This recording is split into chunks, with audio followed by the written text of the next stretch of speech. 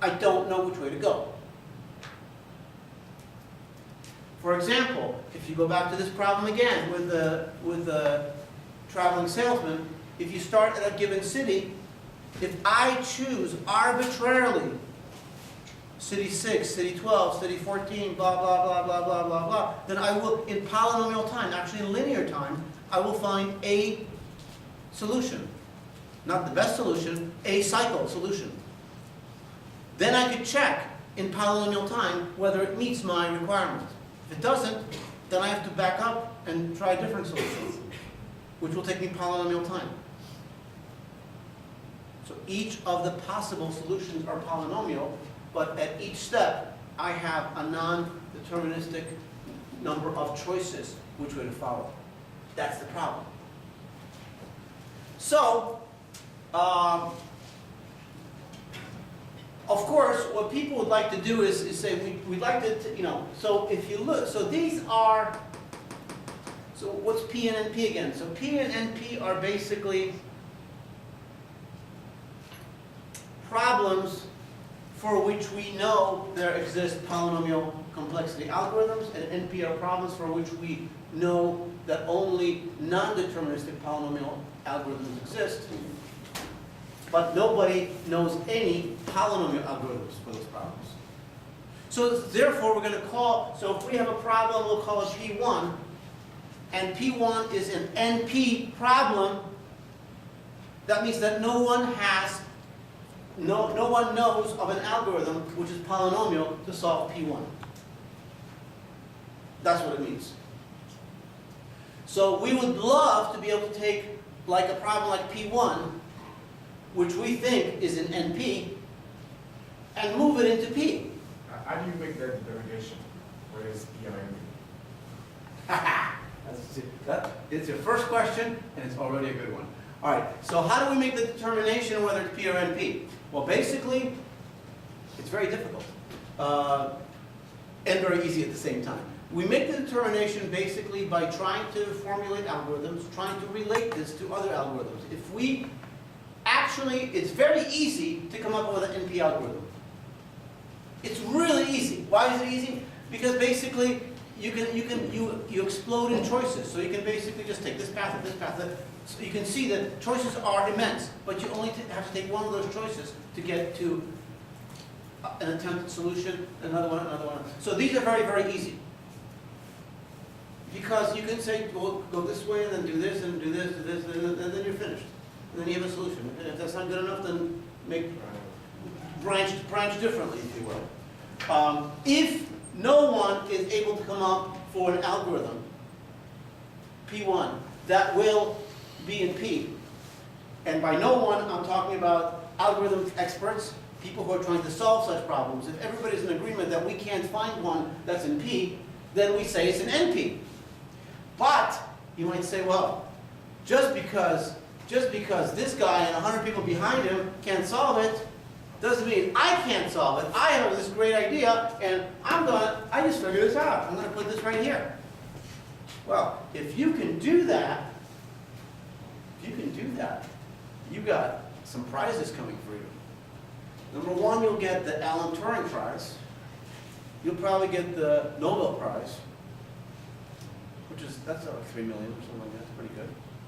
And then, of course, you'll be famous and wealthy for the rest of your life. In fact, here's the problem that computer scientists have with algorithms. We know the notion of these two sets. And so the question becomes, are we just not getting these algorithms and not able to move them into P, even though they belong in P? Are these sets really disjoint? Are they separate sets? Are they the same set? Or do they have something in common? You know what I'm saying? Are they like this, P and NP? Are they like this, P and NP? Or in fact, is P and NP the same set? That's a great question. So I don't have an answer for you, because I'm no smarter than this other 100 guys behind me, that's for sure. And the bottom line is, no one has been able to prove that these sets are distinct sets. That's the good news. No one has been able to prove that these two sets are disjoint, meaning that if an algorithm exists for a problem only in NP, then you will not have one in P. No one has been able to show that they are separate sets, that are disjoint sets, that certain problems are inherently or specifically NP problems, and certain are P problems. No one has been able to show it. On the other hand, no one's been able to show that they're the same set. So actually, no one has proved that they're different or that they're the same. The person who can show that will be very famous.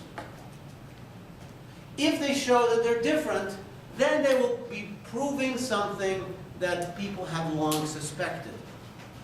That in fact, the NP problems are NP hard. We don't have polynomial algorithms for them.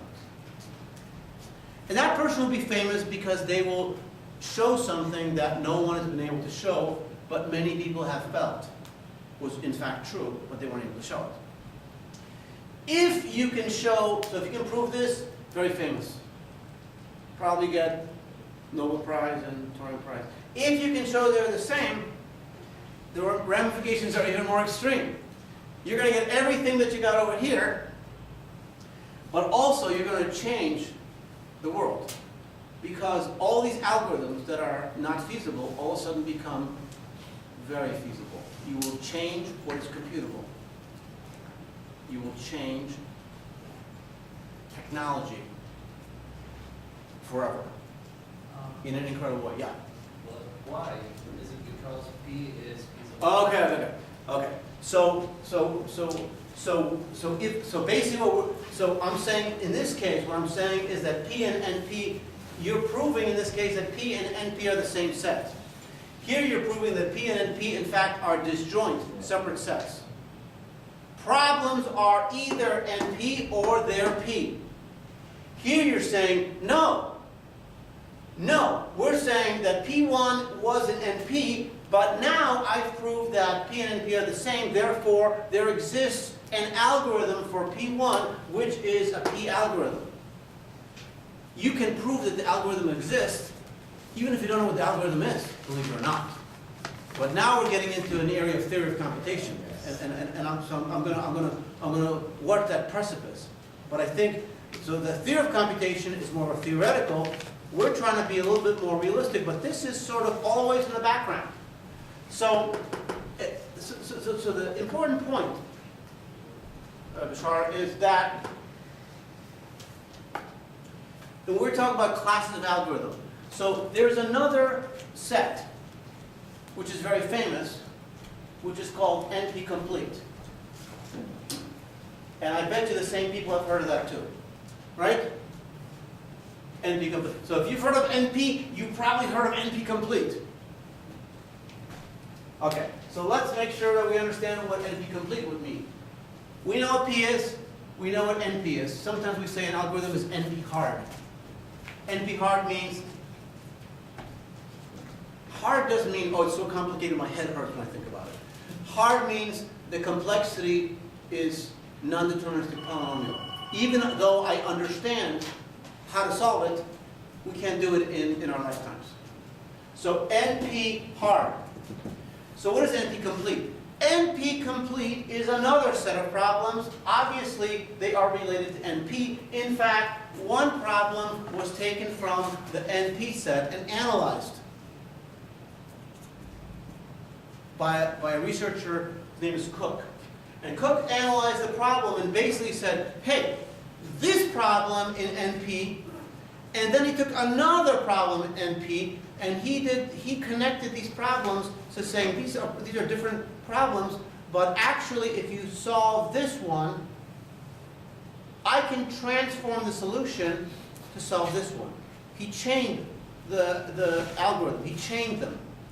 And then he chained some more, and people kept chaining on. So what people have done is taken these problems out of NP, not all of them, but some of them, and they chained them together, and they said, if you can solve this problem, then you can also solve this and this and this, and there are now hundreds, thousands of algorithms that are NP complete. Meaning that if you can find that P and NP are the same, you will have solved thousands of critical problems for which no P algorithms exist. That's why it's so significant. That's why it will change computing. So how do you map algorithms like that? How do you equate two algorithms? How do you equate two algorithms which are different and say, if you find a solution for this one, you found a solution for this one? And the technique is called a transformation. It's called a polynomial transformation. And the key word is polynomial. Transformation basically means you're mapping this problem to this problem. You're saying, if you can solve this, I can solve this. Because what I'm going to do is I'm going to modify these values to match this problem. And so I'm able to change this problem into this problem. And the complexity to change it is polynomial. And what that means is polynomial complexity plus polynomial complexity is polynomial complexity. 10 times polynomial complexity is polynomial complexity. It's not twice polynomial. Polynomial is polynomial. It doesn't matter if it's 2x squared or 18x squared. It's x squared. So what we're saying is that if you find a problem here, which is NP hard, and another one which is NP hard, and you can map to it using a polynomial transformation, then if you find a solution to this NP complete problem, which is polynomial, then through a set of polynomial transformation, you've solved this problem. So it's still polynomial. You got it? So you're not increasing the complexity. Solving one in a polynomial chain solves all of them in the polynomial complexity level. Yeah. Okay. So, do I always talk this much? Sometimes. All right. Your turn to talk. So you can see I'm not going to get to the first slide. I just put it up there just in case you were wondering. Yes, there was some. I am working on getting Canvas set up. It's going to take me probably through this week. So for now, you have no assignment until you have an assignment. Because I'll give you guys the first set of notes to read. So I might try to get that up tomorrow. Then I'll give you guys a notification through Canvas. How many of you already checked Canvas? Anybody don't even know what Canvas is? You know, right? Okay, so what I'll do is I'll send you guys a message through Canvas. And I'll put the notes up there. What we're going to have is we're going to have notes. I have a lot of notes that I developed for this class. I always like to add notes every semester. This keeps me fresh and, you know. And also, so there are a lot of notes. And then I have a book, which is a software version of the book Algorithms by Corman. It's an MIT book. It's really thick, except it's software, so you don't have to see thickness. But if you actually want to print it out, it would be like this thick. And we don't use the whole book. We use certain pieces of it. So I will have some slides from that book. You will have that book as a reference. It's available to you and to you only. You don't share that. It's for you. And so there are notes, lots of notes from me, and there's book, and then there's slides from the Corman book that I use, some of them, not all of them. But I hope this will be, you know, a good course for you. I like this course a lot because it's the only course where the math that we're going to be studying has a direct and immediate connection to code. It's the math of code. This is what this class is about. And I think it's important because when we write code, when we solve big problems, when we work with large data sets, big data, we have to be aware of complexity and performance. And that's what this course is going to address, these issues. Okay? So that's it. So anybody have any other questions? Yeah, what about the videos? We are recording. Yeah, the videos, what I'm going to do is I'm going to try to get the videos available to you guys. I'll let you know soon. So if you miss a class, you can always look at the video. In some cases, if there's a snow day or something like that, I can't imagine, and there's no school or something like that, and we have a class, I have videos from another semester where I recorded, so I can also point you to that. But basically, I'm gonna set up a place, I'll send you the links where the videos are gonna be located. Okay, and that's it. So until Monday, I'll probably set up the first set of notes and just say, go through these notes, and then I'll go through them quickly in class. Yeah, Bashar? Office hours? Probably I missed that. Yeah, I didn't, yeah, I'll put the syllabus out there also. I think my office hours are gonna be Monday, Tuesday, Wednesday, so probably, 12 to 1. mm, 12 to 1. yes, 12 to 1 Monday, 12 to 1 Wednesday, and probably 12 to 2 on Tuesday. And then if you need to see me, I'm also available lots of other times. Usually I'm on campus Monday, Tuesday, Wednesday, Thursday, sometimes Friday, but if you need to see me and it's not my office hours, send me an email or just drop by if you're around. And you're always welcome to stop in if you have any questions. Okay? Also, our GA is going to be Ziad Nasir. You can stand up. And Ziad is going to be helping with the course. If you guys have any questions, you can ask him a question. He will give you.